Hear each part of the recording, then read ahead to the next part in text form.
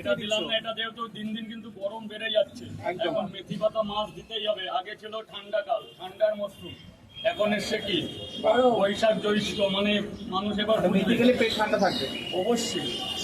বা রাজুদা একদম কিন্তু মুঠো মুঠো একেবারে ছড়িয়ে দিচ্ছে, কারণ এখানে তরকারিও কিন্তু প্রচুর আছে, একটু না অনেক অনেক আছে। তুমি কি প্রতিদিন দাও এটা না? প্রত্যেক জবে থেকে গরম প্রায় 1 মাস হতে গেল। তাহলে তুমি অনেক কিছু কিন্তু ইমপ্রুভ করেছো, মানে এখন ওতে দেখছি বাদামও এনেছো, ধনিয়া পাতা, মানে প্রচুর ইমপ্রুভমেন্ট কিন্তু করেছো।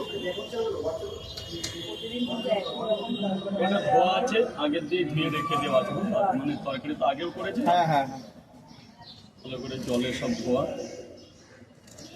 কোনো কথা হবে না। আর কস্তুরি মেথি তার সাথে ধনিয়া পাতা, আর রাজুদার তরকারিতে এমনি অনেক স্বাদ, এবার তো স্বাদ আরো বেড়ে যাবে।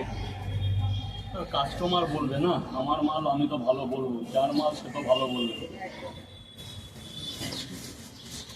আমার কথা হচ্ছে এবার হচ্ছে মশলা নাকি? ভালো খাওয়াবো, ভালো পয়সা নেবো, তাদের হয়তো মানুষ এমনি আছে, মানে কোয়ালিটি মানুষ বেটার চাইছে, যাতে পয়সা বেশি নিলেও কোনো অসুবিধা নেই তাদের। মানুষ পয়সা দেখে না, হ্যাঁ, আজকের দিনে দেখে পয়সা, আজকের থেকে বেটার খাবার দাবার।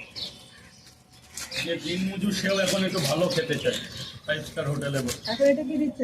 এটা মিট মশলা এভারেস্ট কোম্পানি, ব্র্যান্ডেড জিনিস কিন্তু রাজুদা ইউজ করছে। ওটা মেথিটাও ব্র্যান্ডেড, কস্তুরি মেথি। প্যাকেটটা নেই তাই তোমাকে দেখাতে পারলাম না।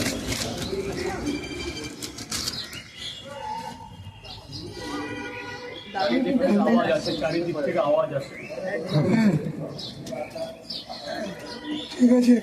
এটা কি বাদাম? আমার বাদামও দিচ্ছো, কাঁচা বাদাম মানে নাকি? কি বলবো, কাস্টমার তো ভাজা বাদাম। চীনা বাদাম চলে গেছে, এটা হচ্ছে ভাজা বাদাম। বাদাম তো ঝরে ঝরে পড়ছে পুরো। বাহ।